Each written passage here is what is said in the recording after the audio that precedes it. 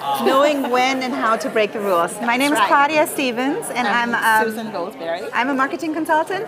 One of my favorite clients is Benchmark, so that's why we decided the first thing we wanted to break the rules is we have two thought leaders for the first time at a table. So we want to talk a little bit today about how and when to break the rules, and all of you have something to do with the beauty industry, correct? Or okay, somehow? Okay, good.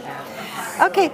So the way, first of all, I wanted to talk a little bit about Benchmark. For those of you who don't know, Benchmark Cosmetic Lab, it's a full-service research and development lab, and Susan started it in 2007.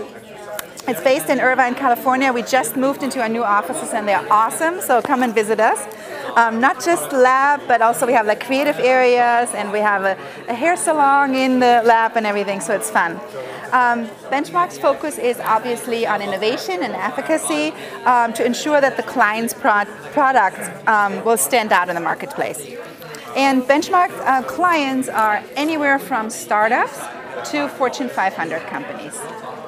Benchmark's mission is to partner with clients around the world and become their beauty realization catalyst. And I think that's really, really important, and that's where Benchmark breaks the rules, because often we work with companies who have their own labs, and as you know, they have their chemists, and the chemists want to develop the product. Susan and her team gets called in a lot to work hand in hand with them and really become a catalyst, create ideas together. So probably 50% of the work you do is in these collaborations.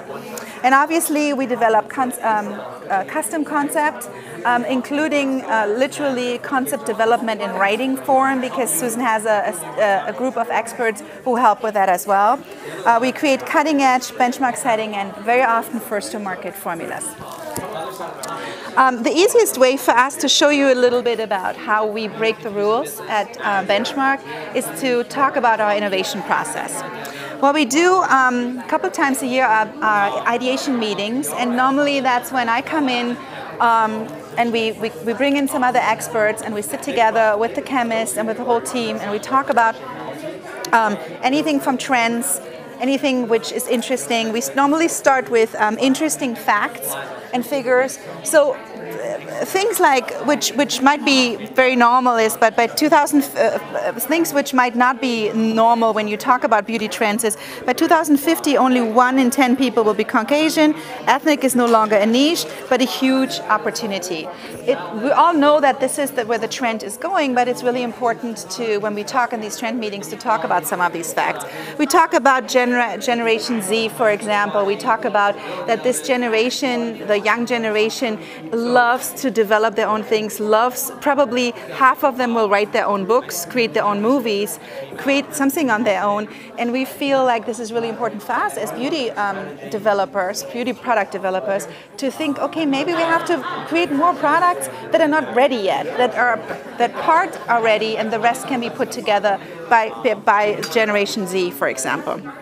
We talk a lot about mega trends too. And there are different agencies which you can, there's Piclair, there is, for example, StyleSide and other companies who provide you with these so-called mega trends. And you know a lot about that too, because a lot of the beauty companies work with them. To give you an example, they come out with these trends. This one was called Ashen, and it was about 2 or 3 years ago that the trend came out. And it was at the time when tsunamis hit, wildfires were going on, earthquakes, and people got used to these natural catastrophes, and they saw a lot of ashes and devastated areas.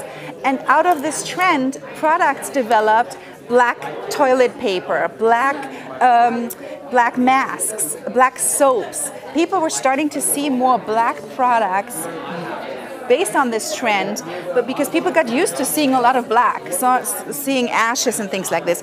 When we saw this trend, we right away said, let's look into some products which feel like ash.